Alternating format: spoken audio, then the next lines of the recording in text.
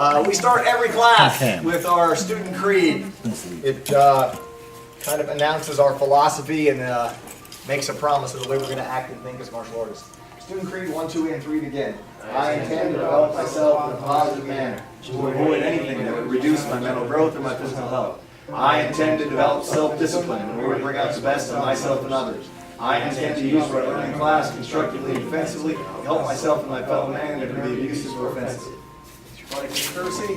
Okay, very good. Just thank everybody for coming to support David today. David is my probably my longest running continuously training student since my first school in '95 all the way on the beach side. So he's been with me training now just a little less than 20 years, on and on. Today's test, he is moving from 2nd degree to 3rd degree black belt. This is some advanced curriculum.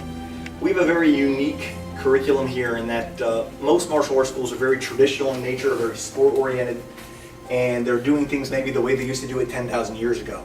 Our curriculum is much more practical. It consists of several different martial arts, and it's organized along the lines of, if I wanted to give someone the greatest possible skill in self-defense, what would I teach them and how would I teach it to them? And built along the lines of what self-defense techniques are you more than likely going to need based on what might happen to you. So we'll start off with what's probable, lead on to what's plausible, and then move on to what's possible. Mr. David's already gone through the probable and the plausible. We're up more into the possible ranges now. So at 1st degree black belt, he learned a blend of the punching techniques from boxing, the kicks from taekwondo, the throws and sweeps from judo and wrestling, and the movements on the ground from Brazilian jiu-jitsu. From 1st degree to 2nd degree, he worked specifically on becoming competitive at his throwing skills. So that was almost all competitive judo. Judo is the art of throwing someone who knows you're trying to throw them and is trying to throw you back. A little bit beyond the scale of just self-defense. At this rank, he's moving more into multiple attacker scenarios, defense against handheld weapons, guns, knives, so on and so forth, and doing a lot of standing arm locks and standing submission holds. These movements are very complicated, and they're best learned after someone has a solid foundation in some of the other movements we've learned that are much simpler. Okay, it takes a long time to take the movements that he's going to be demonstrating and get to the point that you can do them against a moving, thinking opponent who's trying to stop you. So that's why it's much better to get a basis or a foundation in some of the easier techniques and then move on to mastering this stuff when you know you can take care of yourself already. So he's going to start off today. Normally we do our breaking demonstrations at the end of the ceremony, but Mr. David wants to challenge himself with 4 boards here with a palm strike, and he decided he'd like to do that while he's still full of energy. So we're going to lead off with a breaking demonstration that he wants to do. So go ahead, Mr. David, get yourself ready, and whenever you're ready, go ahead and go for it. Going through 4 inches of pine.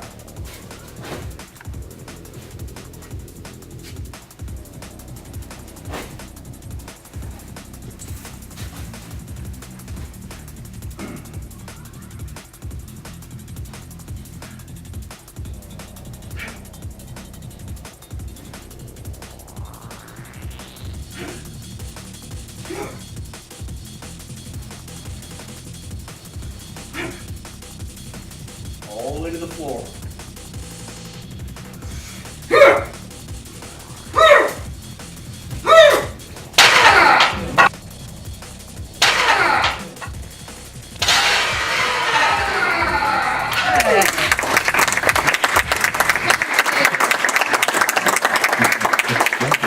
You will notice in some of the movements he's going to be doing some standing submission holds and takedowns, wrist locks, arm locks.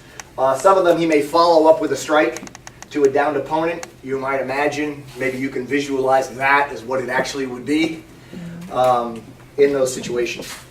So next we're going to move to some unarmed defense, standing, wrist locks, arm locks. These movements are all basically defenses against grabs.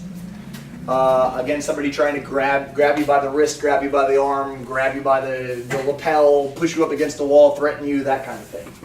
So we're going to start off. These movements mostly come from Hapkido and Judo. And I'm going to let him just go through and demonstrate. We're going to start off with some wrist grabs. Mr. Thomas, we're going to start off with some wrist grabs. So start off with single wrist grabs, cross wrist grabs, double wrist grabs, and just let him react to whatever you do.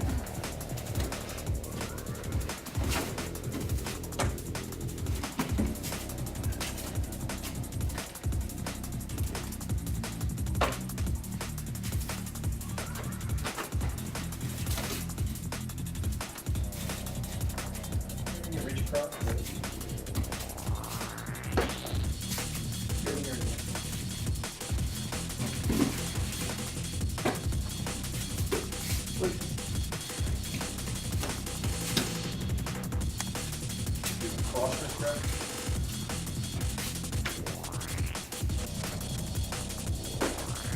Do a double lapel grab.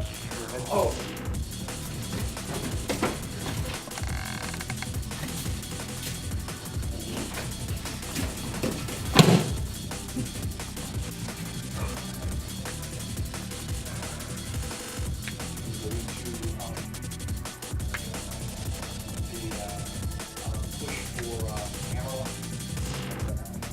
Okay.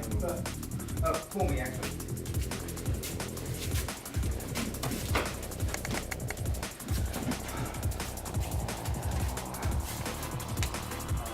Low swing sweep.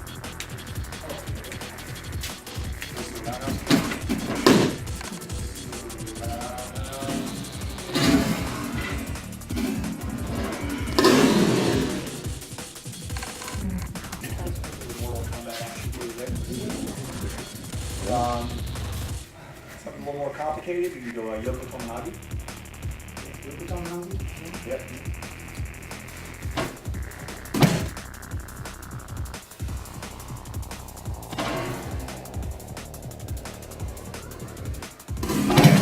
Very nice. And spinning Kanegazami for a finale on this section.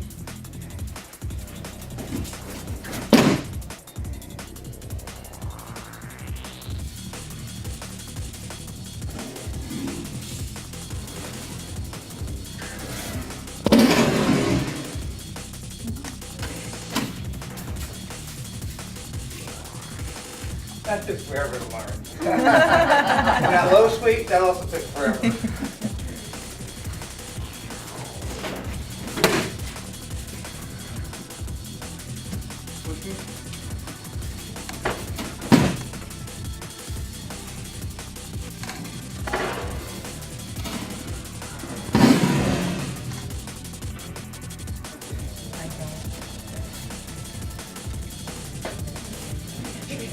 Oh, yeah.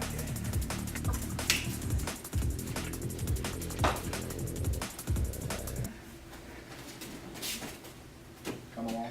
Oof. Yeah, they do. Yeah. You push from here.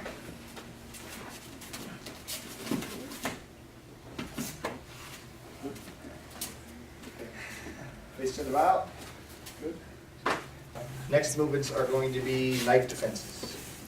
Now, generally, when confronted with a knife, the best thing you can do, and even for Mr. David, is to give them whatever they want.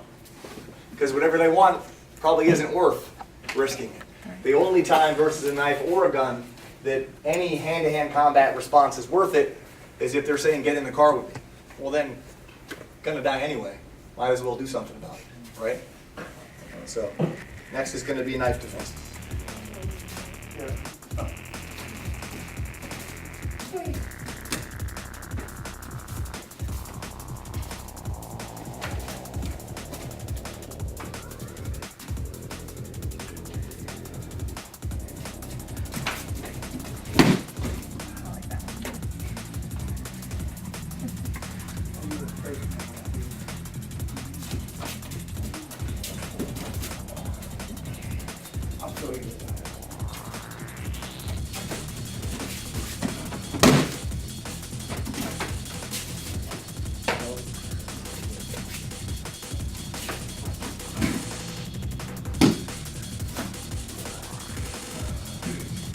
Fish it out.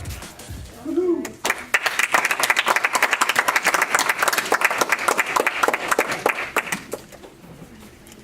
You can see that whenever you're dealing with handheld weapons, the main focus in the beginning is to get control of the weapon.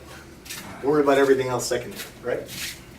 When it comes to defense against a gun, the only way, I mean, the best way to defend against a gun is to have your own gun, okay? Amen. We're a concealed carry state, right? That's an option. But as far as defending against the gun with hand-to-hand combat, the only way it's going to happen is if the other person is stupid and closes within two hands' reach to try to intimidate you or tell you what to do or to prove what a big, intimidating, mean person he is. Only if he gets in your face with the gun is the only way it makes any sense. Otherwise, it's too much risk, right? Hey, look, man, you have how much heartbeat on here?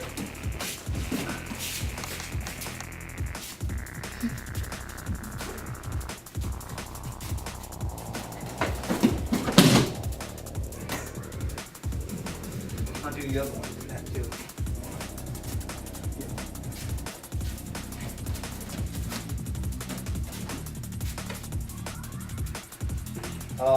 Usually in our black belt ceremonies, we always do a choreography, an opportunity for the student to demonstrate some of his favorite self-defense moves in kind of a mock little movie scenario. Personally, if I watch a movie, it's always more interesting if in the opening credits a slide comes up that says, based on a true story, right? So when Mr. David originally came up with some plan where he was going to have one of these guys with a knife and one of these guys with a gun, he was going to do all this stuff, and I said, wait a minute, this won't have nearly as much, won't be nearly as interesting as the story he told me that happened last year.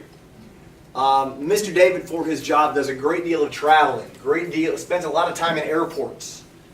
And in this particular scenario, he was at the airport desk. Maybe he was working on an upgrade or figuring out what it was going to cost for his luggage or whatever his situation was. And when he turned around, the gentleman behind him, I guess, was holding a big gulp soda or something. And as Mr. David turned, he knocked the soda all over the guy and all over the guy's luggage. It was an accident. People tend to be a little tense at airports, unfortunately, probably too tense. Everybody's in a hurry. And this guy behind him got a little irate and started, shooting his mouth off. And it's warranted. Mr. David tried to calm him down, say, hey, I'll buy you a new soda, I'm sorry. And then the guy decided to put his hands on him. Probably not a good idea. He warned this gentleman to keep his hands to himself. And I guess this guy, he was bigger than Mr. David and saw Mr. David as a mild-mannered senior citizen, said something along the lines like, well, what are you going to do about it, old man? Well, this is what happened. This is embarrassing.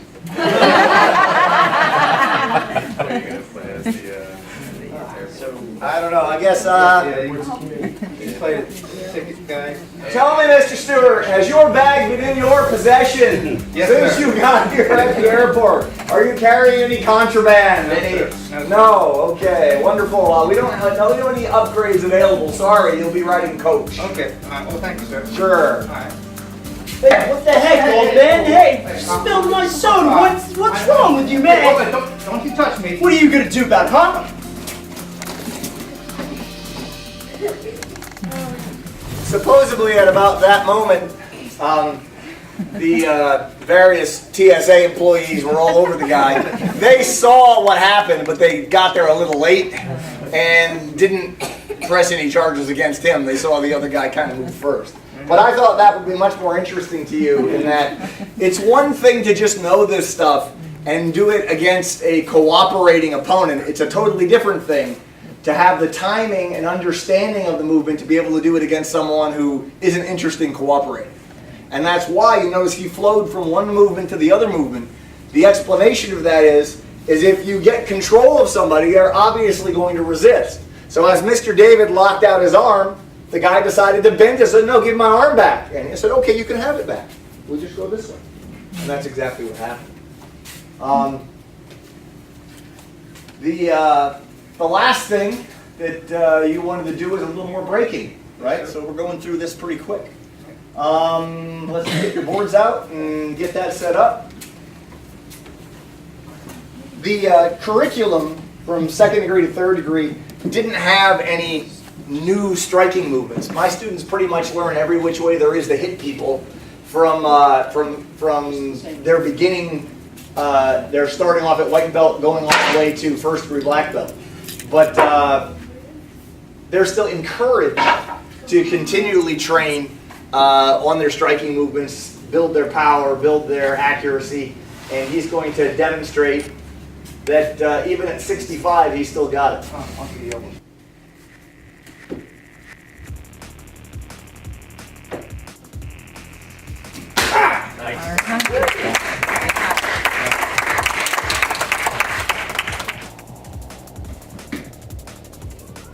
Come in the chest, straight through.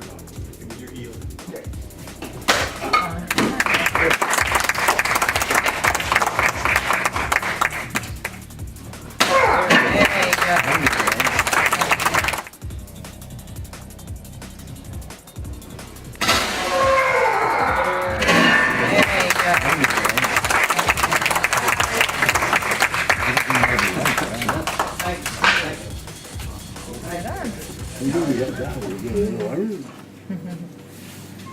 How many of you have pursued something for a year? 2 years, 3 years, 5 years, 10 years, 20 years, right? It takes a special kind of person to take the hits and keep moving forward. Kind of like that old Rocky Balboa quote, right? It's not about how hard you can hit, it's about how hard you can get hit and keep moving forward. I've known Mr. David a very long time, and I have watched his personal life, and I have seen the trials and tribulations that he went through. I've watched him start companies, become successful, lose companies, start another company, and work his way back up again.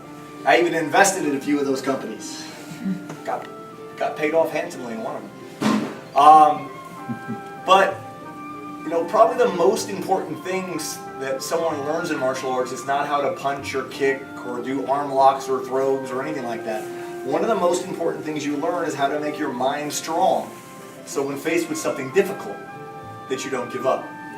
And that's something that we apply day in and day out in our lives.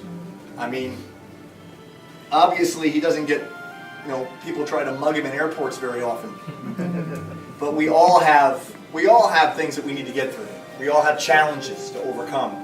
And having a strong mind is probably more important for success than anything else. United Martial Arts Certificate. Be it known that David H. Stewart, having successfully completed the course of training, having complied with all the requirements, have been awarded the martial arts rank of 3rd degree black belt. Awarded by me, Chief Instructor, Stanley General Martial Arts. And this is our black belt oath that's on all of our certificates. Mr. David, if you repeat after me. I accept with honor and privilege. I accept with honor and privilege. The rank of 3rd degree black belt. The rank of 3rd degree black belt. In United Martial Arts. In United Martial Arts. And do hereby swear. And do hereby swear. To uphold. To uphold. The standards. Standards. Of honesty. Standards of honesty. Humility. Humility. Integrity. Integrity. Courtesy. Courtesy. Self-control. Self-control. Perseverance. Perseverance. And indomitable spirit. And indomitable spirit. I sincerely pledge. I sincerely pledge. To honor. To honor. My instructor in school. In school. Go ahead, if you just with want to read it, loyalty save me the time. and support, and to value and carry on the United martial arts tradition with respect and dignity. I further pledge with humility and gratitude to continue my mental, physical, and spiritual growth to the highest level, to lead by example, and to share what I have learned with others.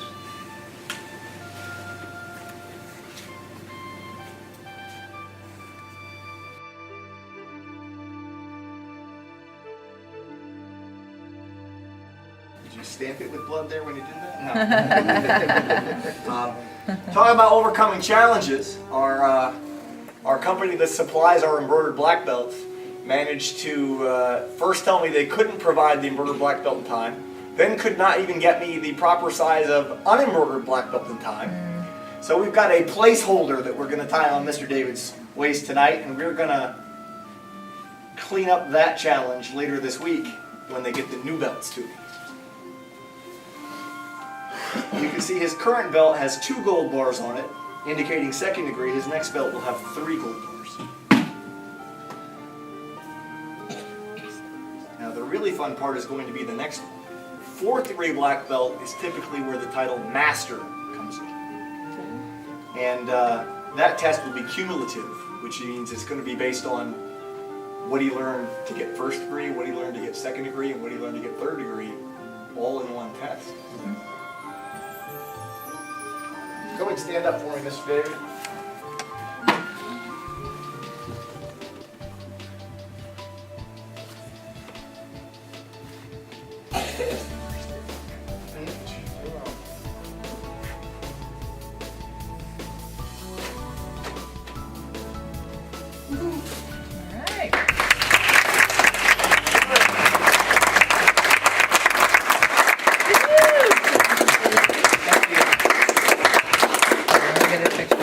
All right, let's go eat pizza.